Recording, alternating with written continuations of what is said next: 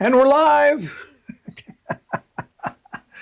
We're back in the saddle. We're back in the chair.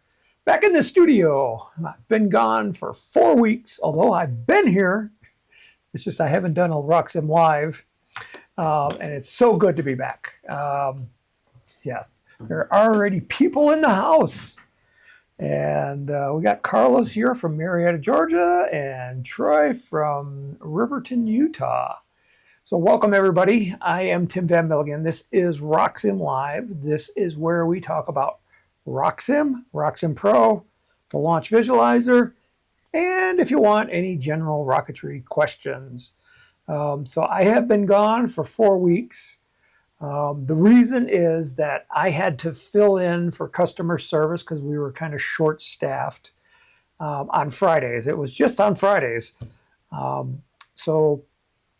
Yeah, I had some people out, and so I had to fill in. So I was answering the phone and entering orders and sending things to the back and solving customer problems. And it was great. I didn't hate doing it. It was kind of fun. It was very enlightening because I get to talk to customers and find out what kind of issues they're working on and how I can help them to be successful. And so that was a fun time, but it is good to be back. It's also a little bit stressful because, you're answering the phone and you're entering emails or answering emails. And there's just like a number of different ways that people contact us. And then, you gotta handle it. So it was like juggling a lot of different plates at one time. Normally we have 2 people full time. That's all they do. And on Friday, it was just me. And usually Fridays are a little bit busier because people want to get their orders out before the weekend, so that they get them, at the beginning part of the week, because that's our guarantee. We ship out the same day if you order by 2 o'clock. So we're after 2 o'clock. So you wouldn't get your order out today unless there is a caveat. If you are a VIR customer, that's a very important rocketeer. Now all of our customers are important, but these are very important. And we have a program that tracks how customers, how many orders they do with us. And after 7 orders, of $50 or more, the person becomes a very important rocketeer, and we give them special perks. And one of those perks is they can order up to 3 o'clock and still get their order out. So we bend over backwards for those customers. So if you are VIR, you still got like about 40 minutes to get your order in. So it's still not too late. We'll get it out today. And our staff is very serious about making sure that all orders that are supposed to go out today get out today. Because if you go to our website, I'll show you our website, we have a shipping guarantee. So if we miss the shipping guarantee, half of the shipping cost is on us, because we are serious about it. We want to let you know that we're going to get your orders out as fast as possible. Same day normally. And if you're a VIR customer, we give you an extra little perk.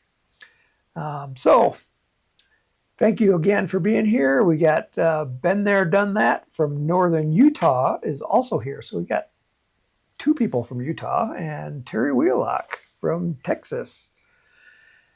So I've been gone for 4 weeks. So I hope you got some questions about RockSim, RockSim Pro, or the launch visualizer that I can answer, because that's what I'm here for.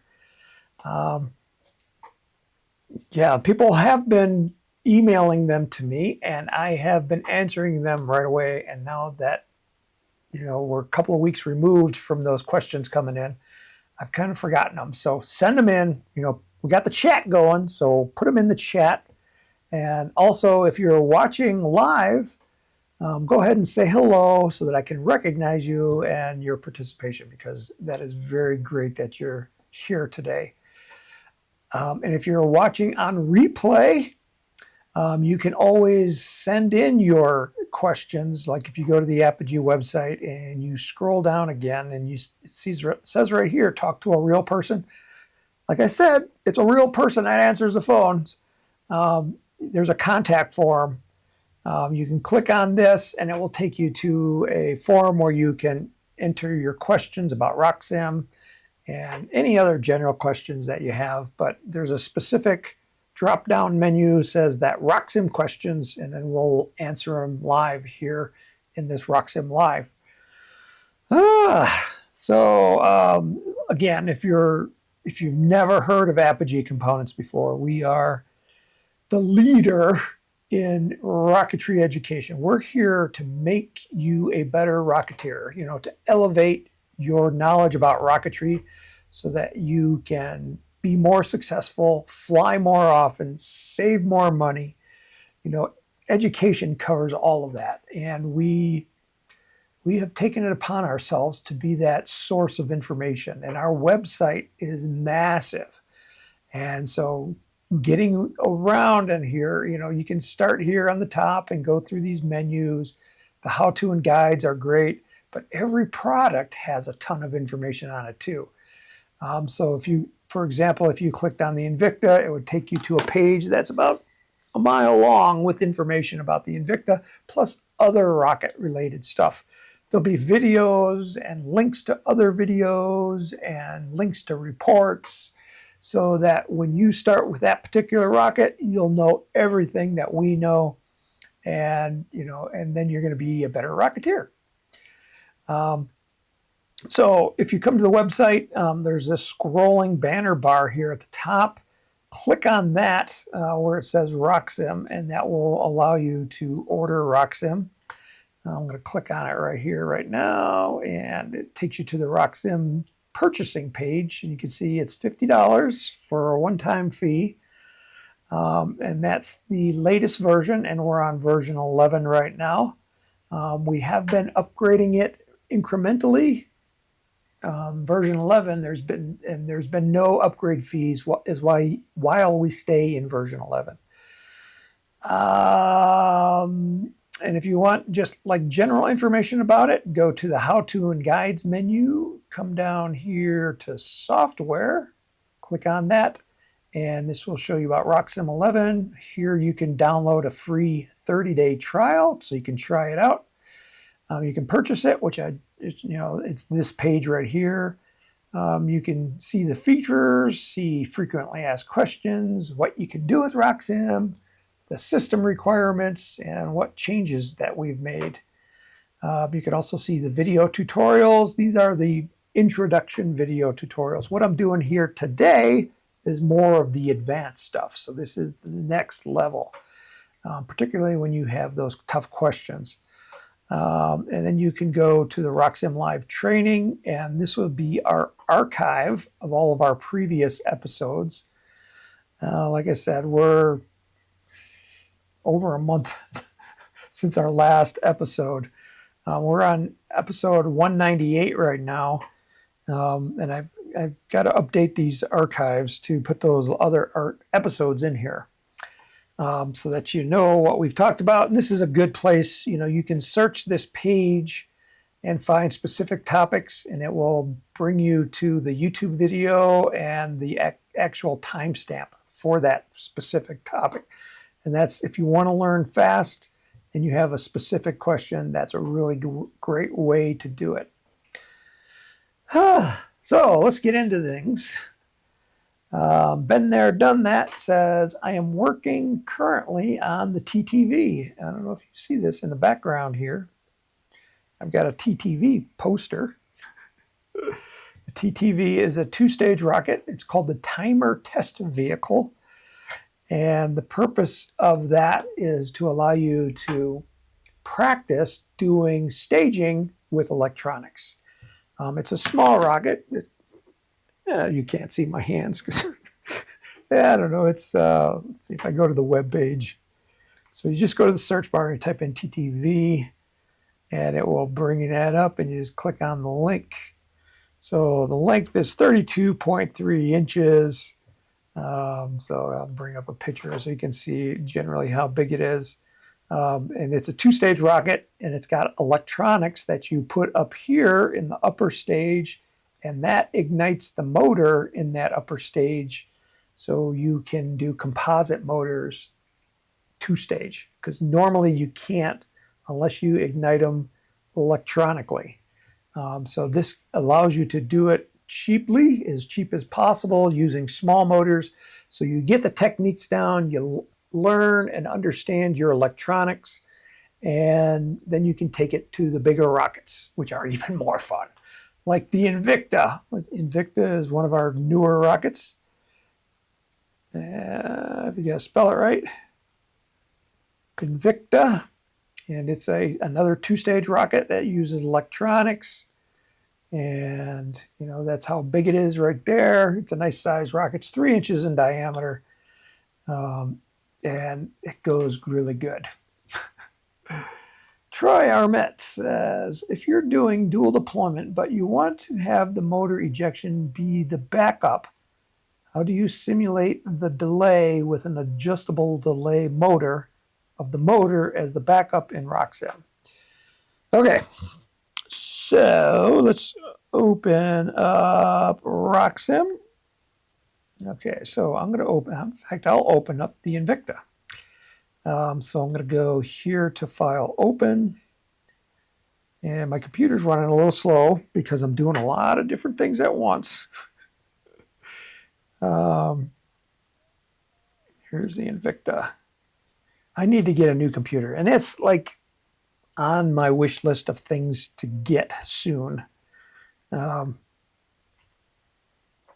know, we've got a lot of channel. We're doing a lot of stuff here at Apogee, so I gotta balance my budget.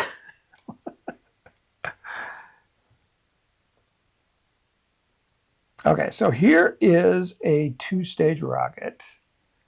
Oh, he just wants a dual deployment. Okay, but the Invicta, can it be set up as dual deployment? Possibly.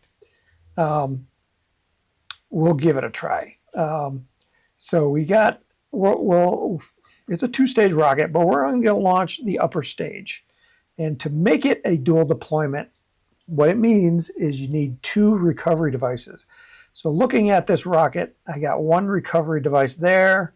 I got 1 in the booster stage, but that doesn't count as dual deployment. We need to have another one here inside the rocket. So what I'm going to do is I'm going to go to the rocket design components. And so I don't want to touch the booster stage. So I'm going to collapse that. And I'm going to put it in this tube right here. So I'm going to highlight that tube, and that's the aft body tube. And then I'm going to come over here and put a parachute in that stage.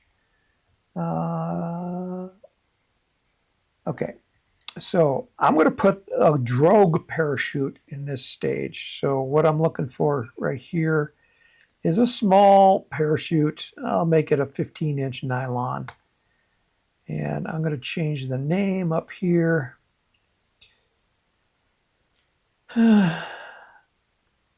It's spinny ball. Come on, speed up. I'll call it 15-inch drogue parachute. So I'm just changing the name so that we can easily identify this as our drogue parachute. And I'm going to leave everything the same, and I'll just click OK. And at this point, we now have a dual deployment rocket. As soon as it clicks OK. There's a question from Terry while I'm waiting. He says, will RockSim work with the new Windows 11? And the answer is yes. We've been running on Windows 11 for a long time, and it works just fine. So that's an easy question. Okay, so here's our parachute right here. Here's the one parachute. That's the small one. And then here is the bigger one right here. And this bigger one, I thought I'd collapse that. main parachute right here. Okay, so now we're gonna set it up for dual deployment. So I'm gonna go prepare for launch. I'm not going to put anything in the booster stage. So this little icon right here shows this, the upper stage, the middle stage, and if there's a lower stage. So this is the bottommost stage right now, and this is the top stage. So this is the one where we're going to put a motor in it. So I'm just going to double click on that row, and it's going to open up the motor database. And I'm just going to select, I want something, like a G.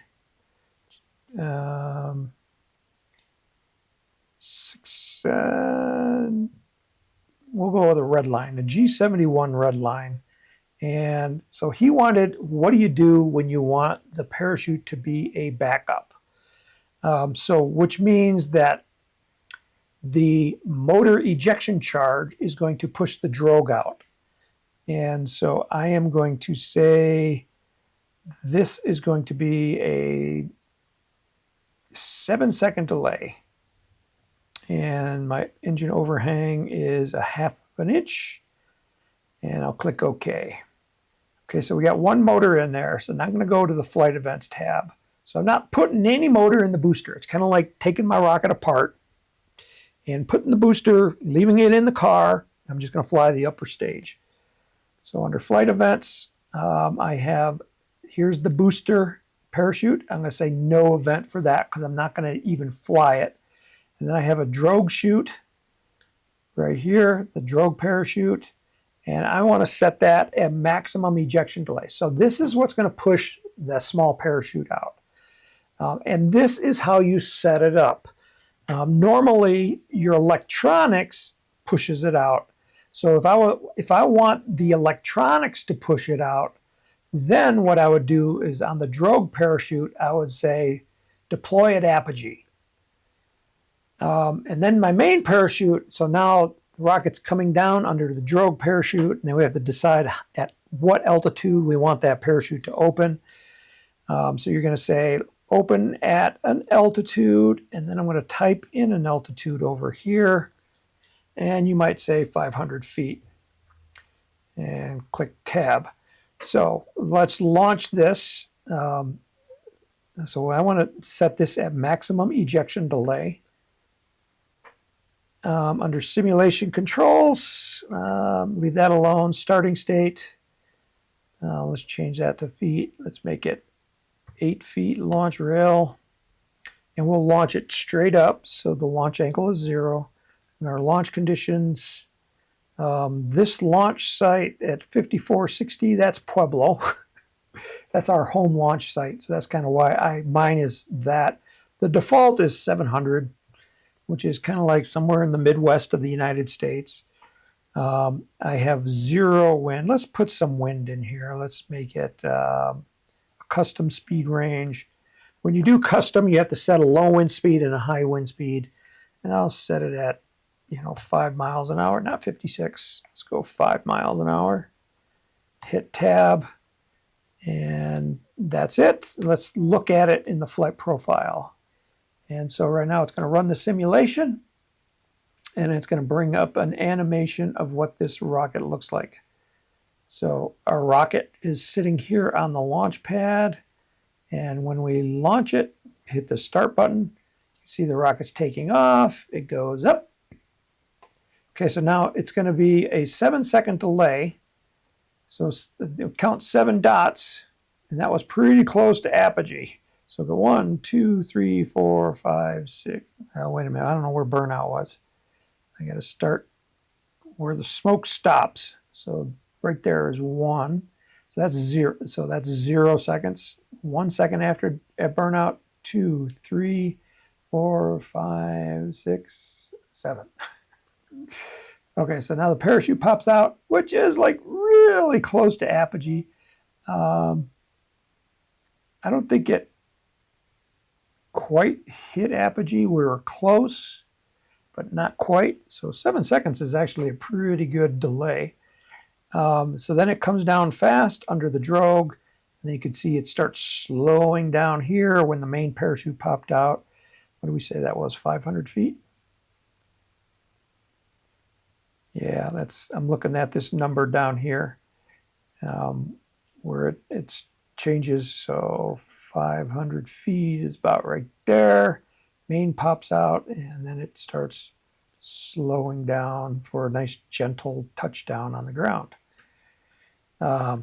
So this is that last flight. The optimal delay, we were a little bit short. So see this icon right here? That's the arrow. The arrow is pointing up, which means that the rocket was still going up when the parachute deployed. So we didn't hit apogee. If we hit apogee, there should be no icon in here.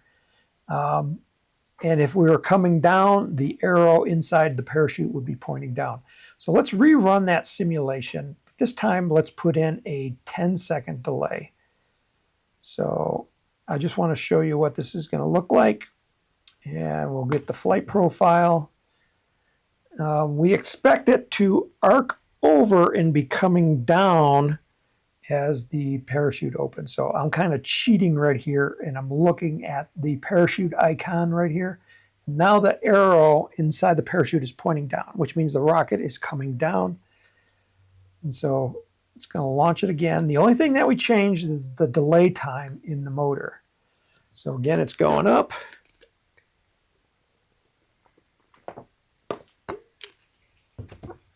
It's arcing over, it's coming down. It was still pretty close to apogee. And then it comes down, and then it does its nice slow descent right here. So if you look at comparing the simulations, these last two, the first one ejected, it had an apogee of 1804, and then the second one was 1811. And so this is actually the apogee point, where this apogee point, it could have gone a little bit higher. Could have gone another like 6-7 feet if we would have had a little bit more delay, but we're pretty close. 6-7 feet is nothing when you're going 1,800 feet. So, we can see, why is this number right here different? That's interesting. That's our altitude at deployment. Our altitude at deployment was pretty close. Okay, so now, so in this rocket, you're going to have your electronics and the motor ejection. So the motor ejection is going to fire first. And you say you want the electronics to be the backup. Is that what he said? Yes. Okay, so if I choose, I want to set my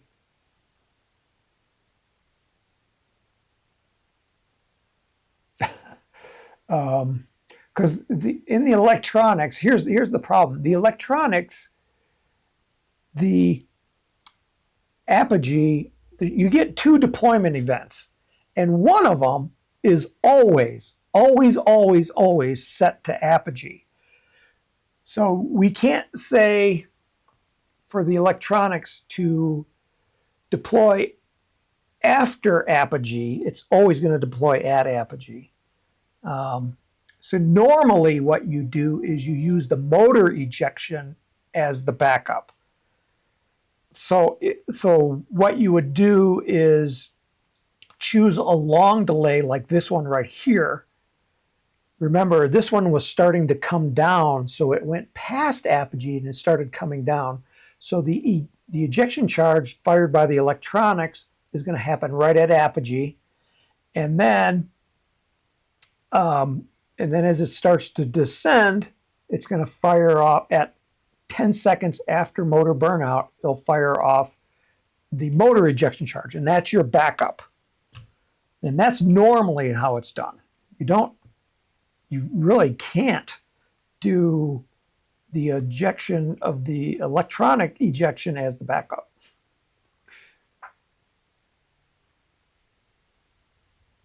And that's what he said. If you're doing dual deployment, but you want to have the motor ejection be the backup, And that's what you do. You just basically, in RockSim, you just set it to deploy at Apogee. So you're going to say deploy this drogue parachute at Apogee, and that's basically all you do. Because once the parachute's out, that second ejection charge is just going to fire out into the open, so it doesn't do anything in RockSim. You're not going to see anything in real life. You won't see anything different either. You might hear it, but it's not going to change what's already happening in the sky. Terry Wheelock says, will RockSim work on DOS? No. Go to the system requirements on the Apogee website and you'll find out that which versions of Windows it works under.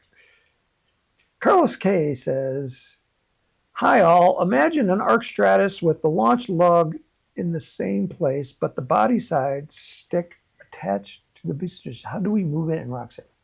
Imagine an arc stratus with the launch lug in the same place, but in a body side stick attached to the booster stage.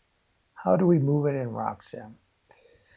Okay, I think he's asked me this question via email, but I'll try to explain it here. So let's open up an arc stratus.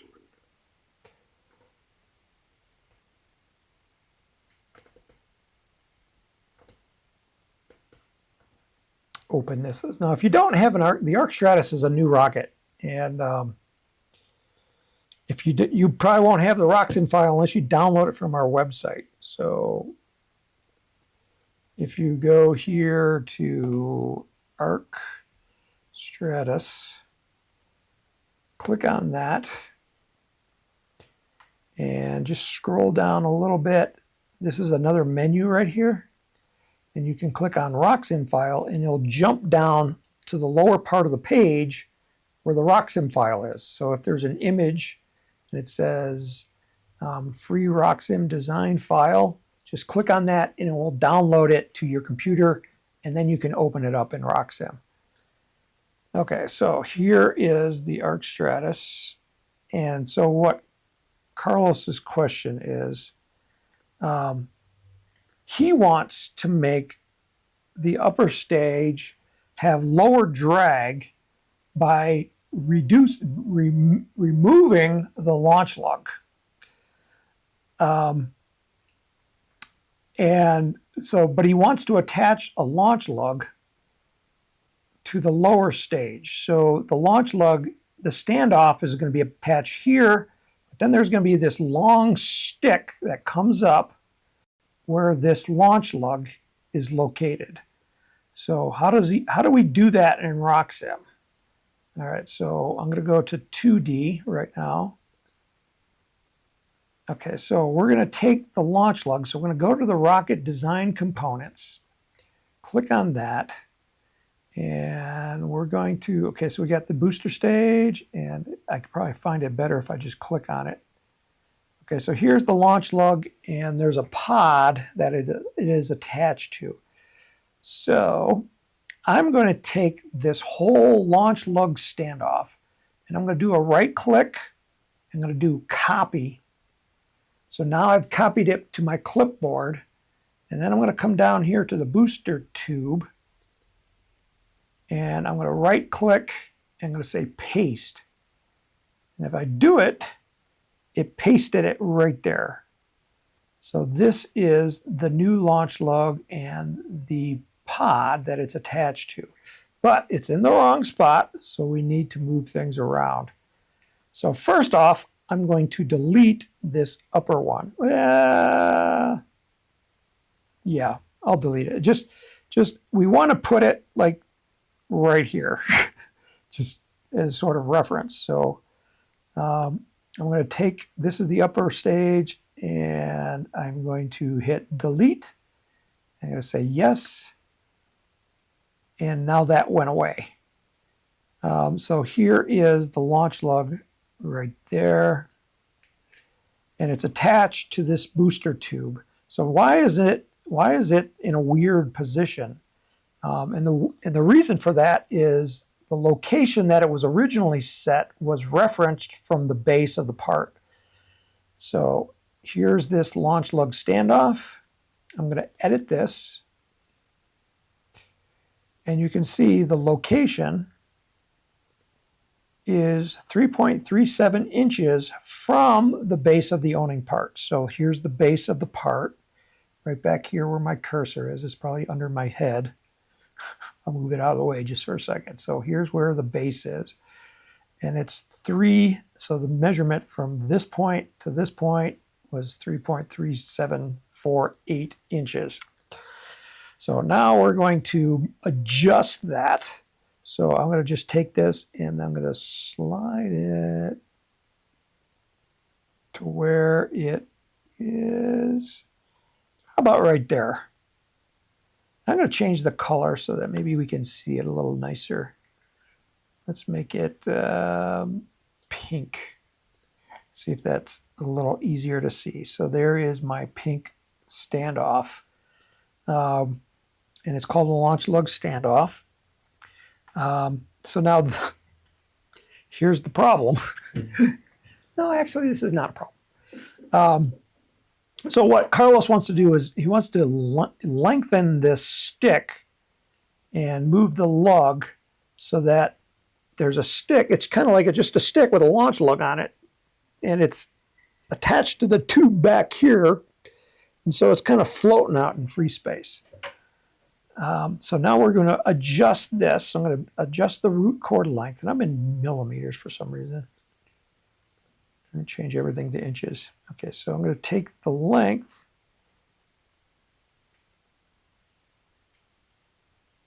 Oh, look, it's working. Just like that. So if we zoom in, the shape is not the shape we want. So basically what we have to do is lengthen the tip cord. So we made the root cord 9.87. Let's go with the tip cord. Something similar. See, we're making it square. Whoop, too long. Let's go 9.8 and see what that looks like. 9.8. Hit tab. Okay, so it's a little too long in the back. So let's go 9.5. See what that looks like. Oh, that looks like perfect. Okay, so there is the launch lug on a stick. And if I look at it in 3D, let's see if we can see what it looks like in 3D so you can get a better idea. I rotate it around.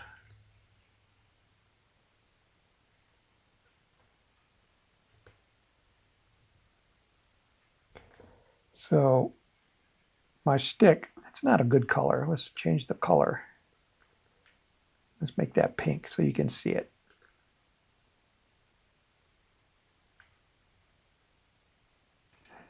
Okay, so there is the launch lug on a stick attached to the booster. So, and the purpose of this is what he wants to do is to reduce the drag on the upper stage so that when the booster stage drops off, and I can simulate that by just going here to single stage, and now the booster stage and that launch lug just dropped off. And so now that upper stage doesn't have a launch lug on it, and so it's a little bit less draggy, so it should go a little bit higher. So your question is, will this work in real life?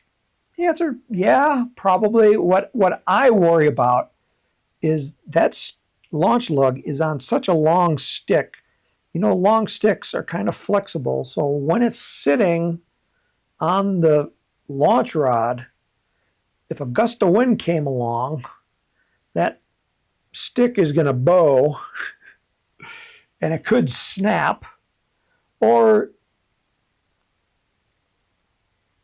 yeah, it's not really attached to this upper stage. It may work. If the stick was stiff enough, I'd be happier. Maybe of making it out of carbon fiber instead of wood, but it could work. So that's how you do it.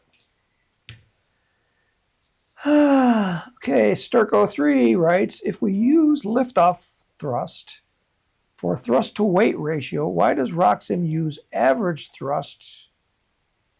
And where do we get the save launch rod speed from which is not listed in RockSim, yet it gives a thrust to weight ratio? Well, that's a hard question because I'm... All right, so let's click OK. Let's run a simulation here. And again, we'll do it like we did before. We'll just use the upper stage. And his question's about thrust to weight ratio, so it doesn't matter what rocket we use. Choose an engine for the sustainer. And let's use Estes D12. And let's make it a D12 7. I don't know what the delay is. Okay. And flight events will deploy the parachute at maximum ejection. Starting state. This will make it a 5-foot long launch rod, launching straight up. And I think there we have a 5-mile-an-hour wind. And let's say launch. Okay, so it's going to run the simulation. Let's break this question down.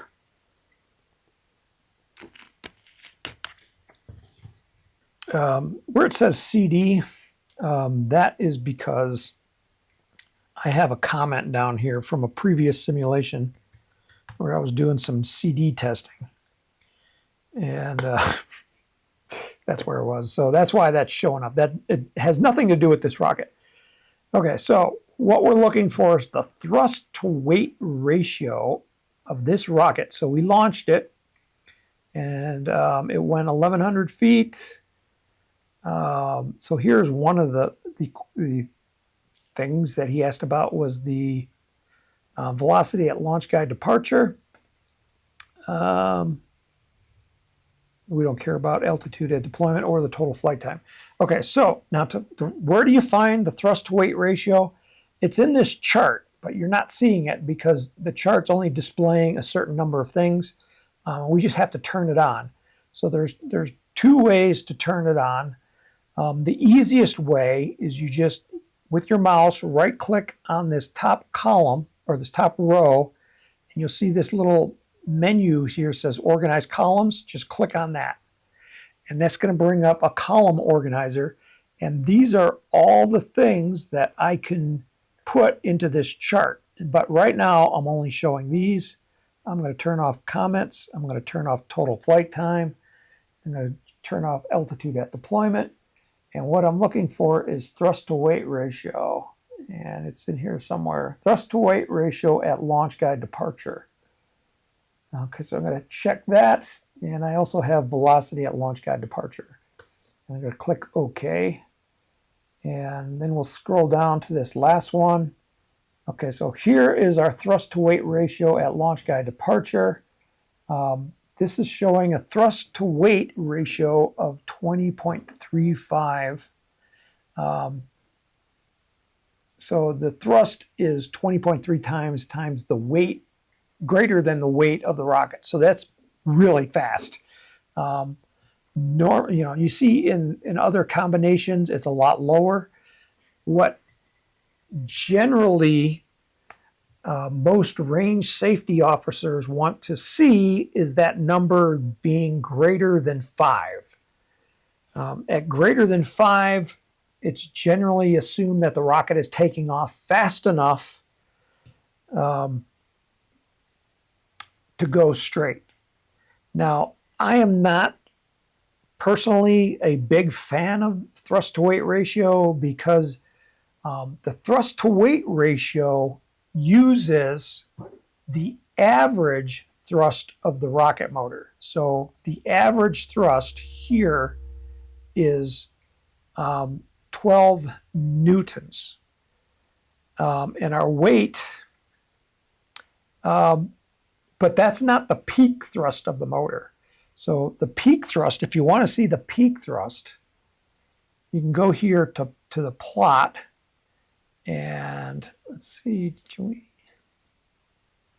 let's see if there's weight. I don't think it doesn't matter. Oh, there's mass. Mass is not weight. You still have to multiply it by gravity, but we can plot it. So here, this in pink is the thrust curve of the D12, and I'm not seeing the end, so I didn't have my graph far enough. Oops. I want to go when final engine burnout occurs, plot the graph. Okay, so now here is the traditional thrust curve of the Estes D12. And so when what most RSOs use to calculate the thrust to weight ratio is that average thrust. So the average thrust in newtons is 12, which is like, here's 12 on my graph. It's right here, but it's a lot lower than that peak thrust. So what they do is they take, let me make sure I'm in metric units. So go here to preferences, and under units, mass is in grams. Let's change it to kilograms. Click OK. So our mass is down here at 0.1756 kilograms. So let me get a calculator out.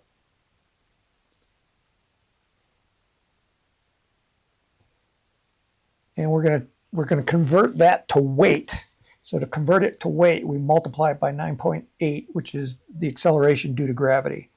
So 0.17576 times 9.8.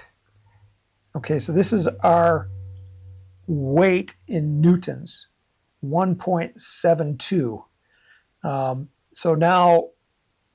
So that's our weight. So now we have to, I'll copy that to memory. So our average thrust is 12 divided by memory recall of that. So now we have thrust divided by weight equals 6.9. Okay, so now that number is different from this number right here. So we have 20.35. So the difference is, this is the thrust to weight ratio at launch guide departure, when the rocket actually exits the launch rod. So no longer is the rod stabilizing it. So the rocket has to be going fast enough to be stable. So this number, I think, is a better number to use. But when you go to the launch range, the RSO doesn't know what that thrust curve looks like, and he doesn't know when the rocket is actually going to leave the launch rod. So he can't compute that number, but RockSim can.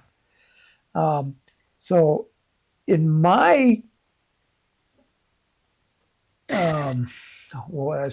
philosophy is, I want to know what the thrust is of the rocket as it's leaving the pad. Is it going fast enough?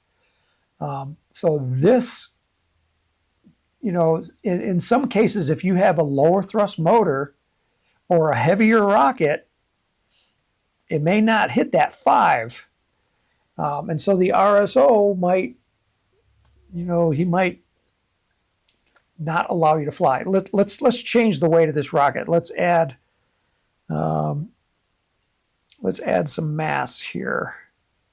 So let's make it, I don't know what to say. Let's do it in grams. Let's make it 300 grams. 200 grams. No, 250. Let's go 250. I'm just trying to do math in my head and then convert that to kilograms. So that's 0.25 See, I wanted a number bigger than that, which I got. Maybe I need to go 300.3 kilograms. So, oops, I lost my calculator. So 0.3 times 9.8 equals 2.94. Let's flip that.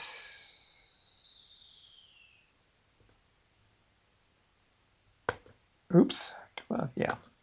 And multiply that times 12. So now we're at 4. So now we're under the 5 to 1 ratio. So if this rocket weighed 300 grams, now my thrust to weight ratio is no longer sufficient. But let's see what RockSim calculates. So let's just launch this rocket. All I did was to change the weight of the rocket and just run a new simulation. Everything else stayed the same. And that can't be right. I forgot to check the box here. I want to be my CG at 517.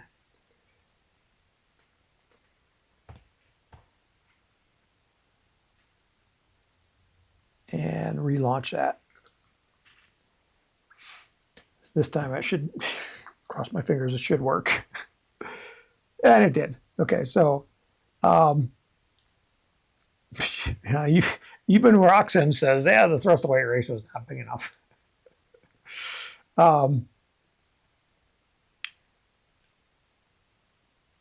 But you know what we calculated with the calculator.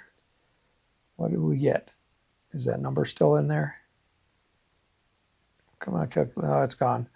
Let's count. So we got 12 newtons divided by 0.3 divided by 9.8 equals 4.08. And RockSim calculates 4.01. Now, I can make this rocket work. And one of the ways you can do that is just by lengthening the launch rod. And so right now, if I go my starting state and change the launch rod from 5 feet to 7 feet, and then hit launch, that number is going to be probably greater. No, it went down. Why did it go down? I know why it went down, because it took the rocket longer to get up to that point. So the first time, the rocket was leaving the launch pad here, and now it's leaving the launch pad here, where the thrust here is greater. So if I would have shortened my launch rod, my thrust to weight ratio would have been higher. So let's shorten the launch rod. Starting state, instead of 7 feet, before we had it at 5 feet, let's make it 3 feet and then launch it.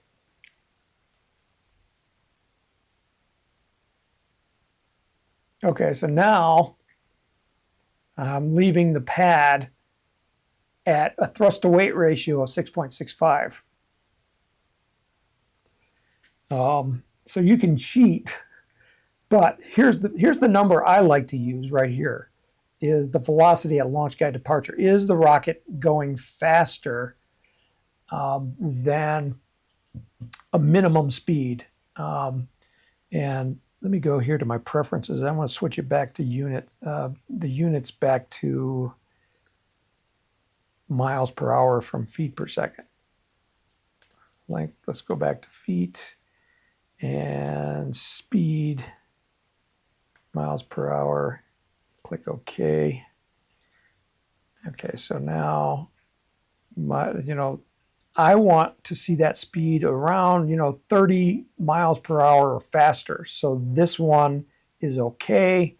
This one is not, even though the thrust to weight ratio is higher at launch guide departure. When you use the average thrust like the RSOs use, it's still going to be 4.05. That's not going to change. But if I'm going fast enough, this is probably a good flight. If I look at the flight profile on that rocket, it's probably going pretty straight.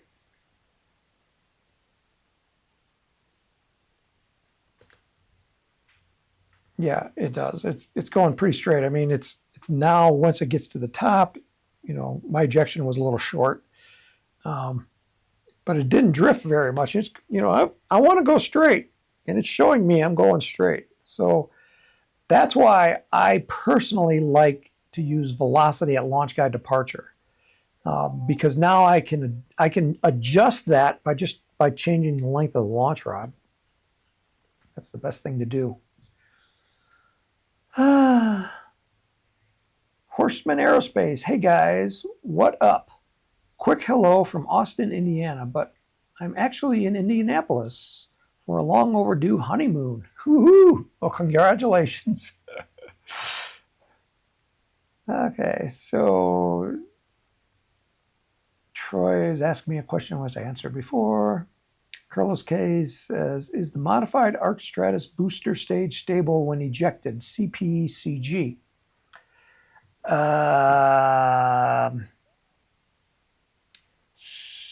So, his question.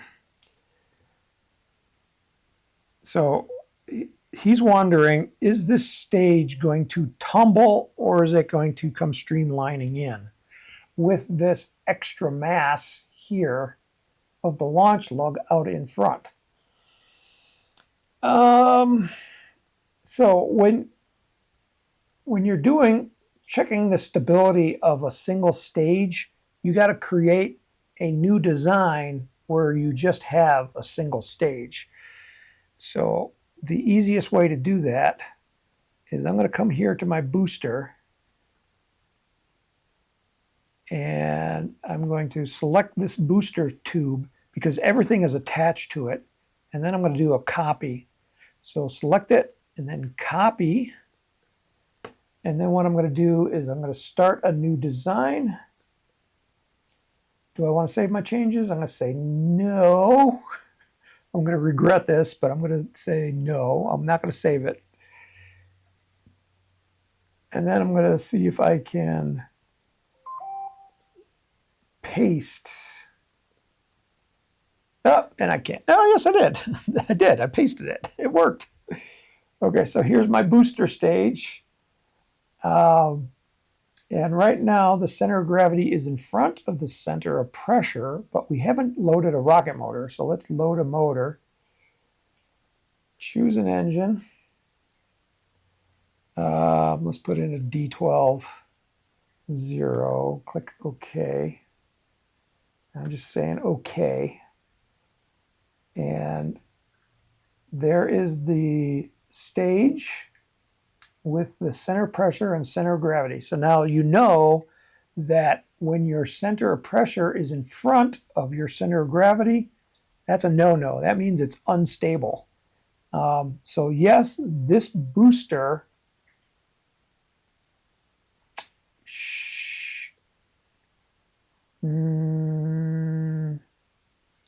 maybe. It's unstable with a fresh motor, but a fresh motor has all the propellant in it.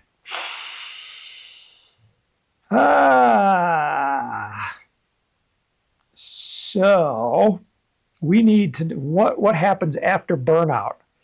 We have a casing, but we have no propellant. And okay, let's launch this rocket.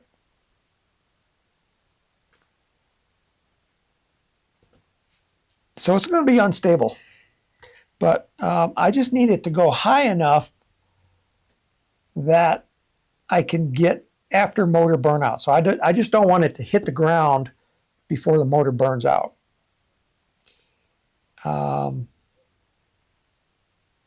So let's do a flight profile and just see what happens. You must save your design. So I'll do file. It's probably going to say, give me a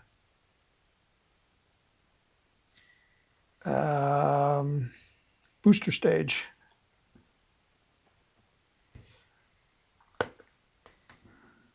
Okay, so now it's going to run the simulation. It reached apogee of 63 feet. Oh, that's good. Okay, so here's the rocket on the pad, and it goes unstable, but it does get high enough where we can check the center of gravity, center of pressure location, and that's what I wanted to do. So now to find that, actually I could have seen it in the other thing. Let's look at that flight profile a second time. And what I want to do is look at the details, and I want to find the center of gravity and the center of pressure, and I want to find it after motor burnout.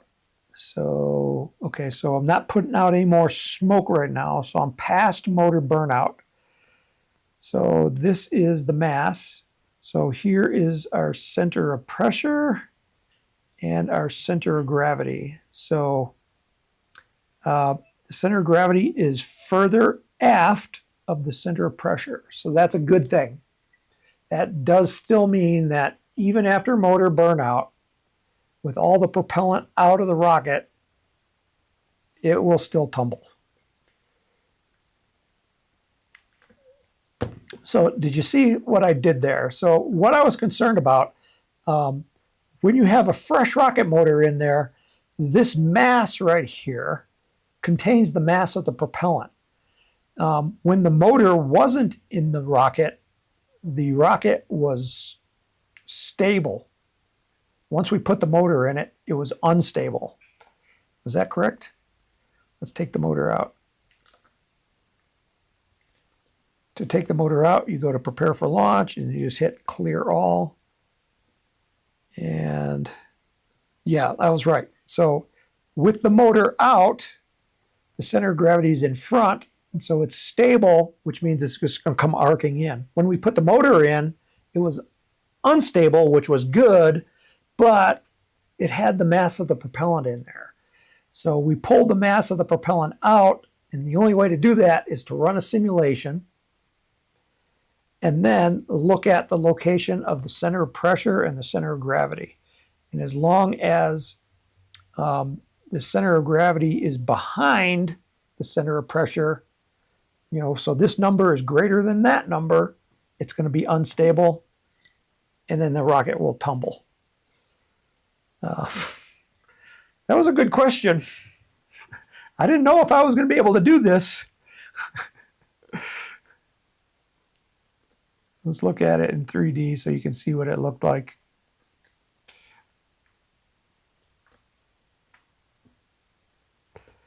So we have a launch lug on a stick attached to the booster stage. And the question is this stable or not? And the answer is it should be unstable. However, when it hits the ground, again, are you going to break that stick, even if it tumbles? You don't know which direction this, that launch lug is going to hit. And if the launch lug hits first, it might break off.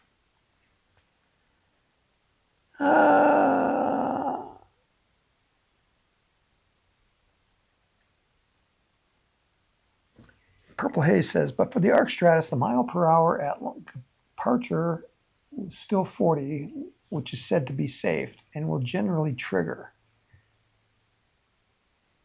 a safe liftoff to be yes. And that's good. You want it to be greater than 30. Didn't see the speed at launch guide departure was in feet per seconds versus miles per hour. So right now it's miles per hour, and if you want to change that to feet per second, come up here to the preferences. On Windows, I think it's under the edit menu. You'll find preferences here. On the Mac, it's under the RockSim menu. Go to preferences, just go to units. So right now I have velocity in miles per hour, and I can change it here to feet per second. Click OK. And now, yeah, it changed it to feet per second.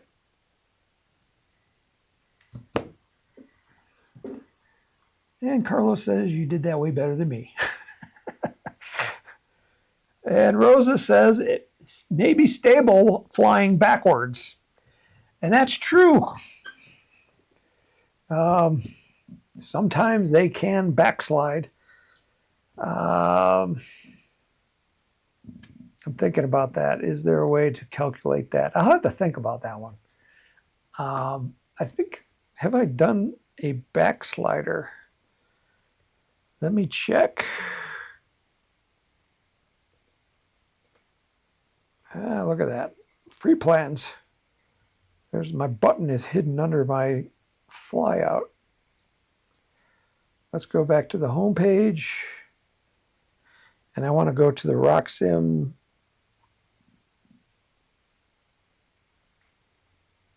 chat. So we'll click on this. I'm going to the archives.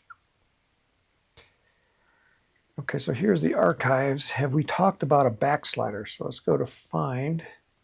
When you do a find on the page, just do Command F on the Mac. On Windows, it's Control F, and it brings up this search bar, and then we can search specifically this page only. And when I type in backslider, I don't get anything. With a space in there, I don't get anything. So we've never talked about that before. Okay. It was worth a try. So it's 3 o'clock. It's after 3 o'clock. Holy cow, where did the time go? A lot of great questions. Yeah. Backsliders and launch lugs and velocity at launch guide departure, thrust to weight ratio. Lots of good technical questions you guys had.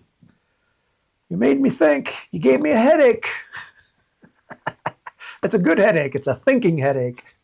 When your brain is, it's kind of like my computer when the fan has to turn on to keep it cool.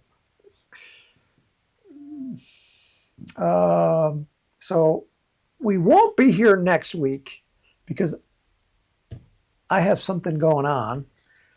But the following week, so I think it's May 9th. So that's the weekend of Mother's Day. So remember your mothers on Mother's Day. I think that's May the 11th. So May the 9th will be our next RockSim Live. We got a lot of stuff coming up in May. So we'll go May 9th, and then the following week, I'll be at LDRS in California.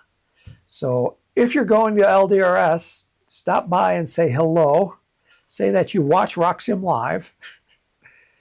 And then the week after LDRS is the National Sport Launch in Alamosa, Colorado.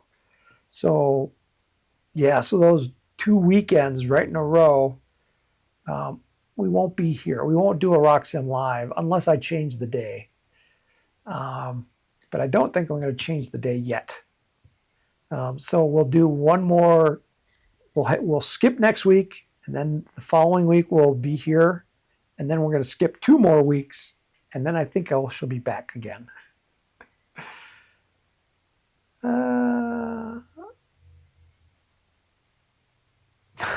Carlos has given me ideas for new features. New RockSim feature are discarded stages with no propellant stable.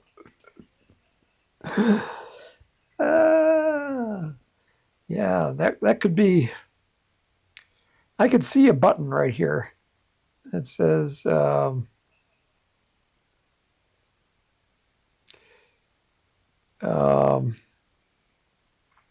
right, we could have a button here that says unload the propellant. So you could see if it's stable or not. That'd be useful. That could be useful. Anyway, so thanks for coming. I appreciate you being here. I'll give you a countdown and a launch, and then we'll go out of here. So, in 5, 4, 3, 2, 1, go out and launch something.